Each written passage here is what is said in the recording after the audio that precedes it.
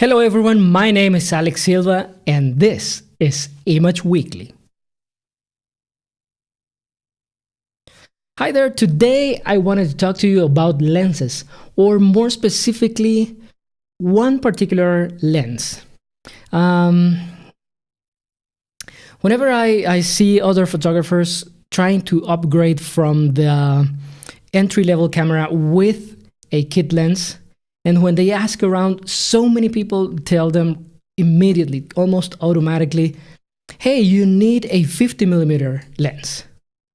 And to be honest, I find this a bit, well, not disturbing, but a bit worrying, because most of these people recommending right away a 50mm lens probably mean well, but they are most likely wrong.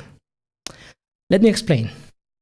Back in the film days, most cameras came with, well, of course, the camera body, and usually came with a 50mm lens.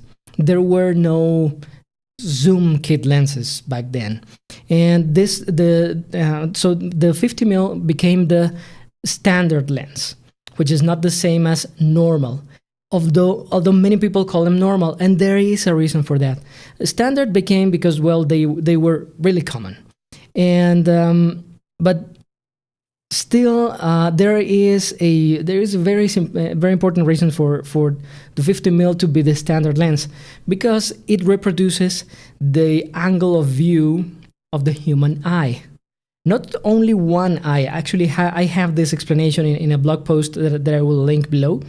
But in general terms, the 50mm has the angle of view of both our eyes, and which is something about here and about here.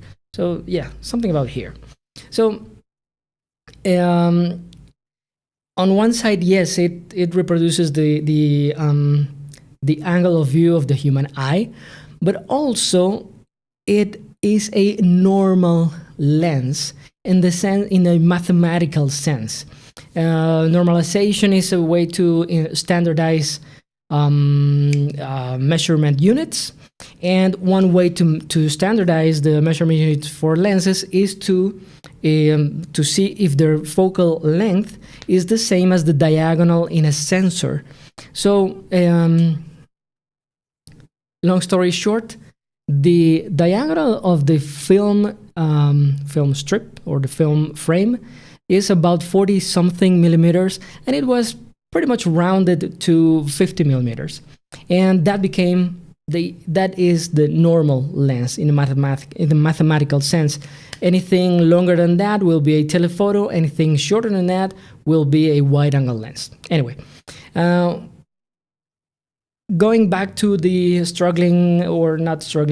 going back to the amateur photographer trying to upgrade their camera lens, what they really mean, or what the advice from all these people probably mean, is you need a normal lens, but it's not necessarily a 50mm. It depends on your camera, and specifically on the sensor of your camera. So if you're using, let's say, a full-frame camera, well, of course, the normal lens that will reproduce the angle of view of the human eye, etc., will be a 50mm. Otherwise, a 50mm, something like this. Otherwise, this is actually 56, but anyway, something very, very close to this. Otherwise, if the sensor of your camera is of some other size, for example, an APS-C sensor like the one on the Fuji X-T2 that I have in my hand, the normal lens for this camera is a 35mm, and this is actually a 35mm lens. Anyway, APS-C sensors need something between 30 and 35. And well, that is the size that you should be looking for. A normal lens for, let's say, a Panasonic or Olympus, since that is a micro four thirds system, The normal lens is a 25 millimeter lens, sometimes 22, but usually 25, and that is what is normally sold as the normal lens for that system. On the other hand, if you are using, let's say, a medium format camera, not an entry-level camera by any means, but if you're using a medium format digital camera, it's very likely that the normal lens will be around 80 millimeters. So it depends. And why we try to use 50 millimeters or normal lenses in general? Well, they, as I mentioned before, they reproduce the angle of view of the human eye. They, in essence, give you a more realistic image when you are photographing a portrait or a street photography, things like that. 50 mil is great for that.